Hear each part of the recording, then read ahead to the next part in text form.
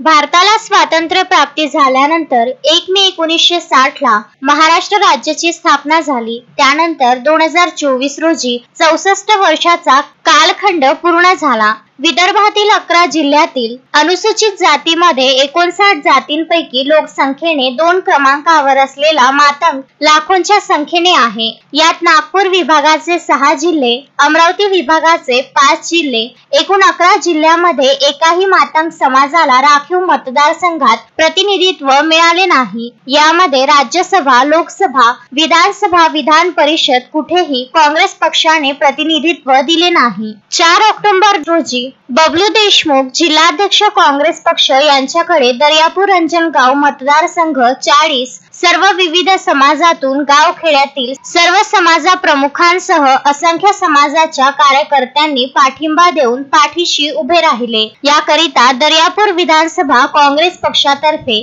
सागर कलाने महासचिव, महाराष्ट्र प्रदेश अनुसूचित जाती विभाग सचिव, प्रदेश युवक काँग्रेस, महाराज्य विशेष कृती दल यांना उमेदवारी घेण्यात यावी असे निवेदन जिल्ह्याच्या प्रमुख नेत्या आमदार यशोमती ठाकूर, खासदार बळवंत वानखडे, जिल्हाध्यक्ष बबलू देशमुख यांना निवेदन सादर केले आहे। याकरिता सर्व मातंग समाजाचे प्रमुख नेते, सकल मातंग समाज सागर कलाने यांच्या समर्थनार्थ पाठिंबा जाहीर करून पत्रकार परिषदेकरिता एकत्रित आले होते।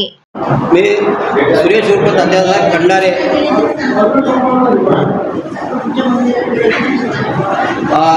सकल मातंग समाजाच्या वतीने सांगू इच्छितो की महाराष्ट्राची स्थापना 1 मे 1960 रोजी झाली आणि 64 वर्षाचा कालखंड झाला।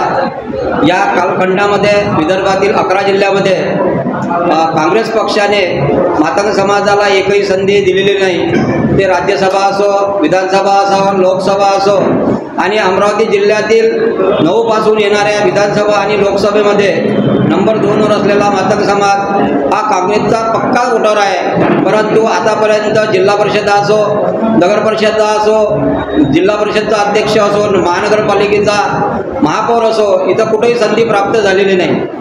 आम्ही आजपर्यंत ऐकतो काँग्रेस पक्ष शेवटच्या घटकाला न्याय देतो, परंतु आम्ही गेल्या स्वातंत्र्यापासून विदर्भात वंचित आहोत। आम्हाला वंचित या नात्यानं गणले जाते, परंतु अद्यापपर्यंत काँग्रेस पक्षानं आम्हाला न्याय दिला नाही। आम्ही जिल्हा परिषदची तिकीट मागितली होती, तिकीट मागितल्यास रामतीर्थ मतदारसंघात आम्हाला तिकीट मिळाली नाही, म्हणून आम्ही रामतीर्थ मतदारसंघात आमच्या समाजाचा मीराताई खंडारे यांना उभं करून त्या अपक्ष निवडून आल्या। परंतु असं असताना शिवसेनेनं आम्हाला आतापर्यंत जे दिलं उभाटाने त्यामध्ये काँग्रेसचा सुद्धा सहभाग असायला पाहिजे होता, परंतु हा सहभाग दिसत नाही। ही शोकांतिका आहे। आम्ही तुमच्या सोबत आहोत, आमच्यावर अन्याय होत आहे, आमच्या अन्यायाला काँग्रेस पक्षानं वाचा फोडून आम्हाला न्याय दिला पाहिजे असं माझं मत आहे। सर्वत्र समाज हा काँग्रेस पक्षाच्या पाठीशी आहे। जर हा समाज त्या काँग्रेस पक्षाच्या पाठीशी आहे तर मग समाजावर या पक्षानं अन्याय का करावा असं सर्व समाजाचा एक सूर निघत आहे।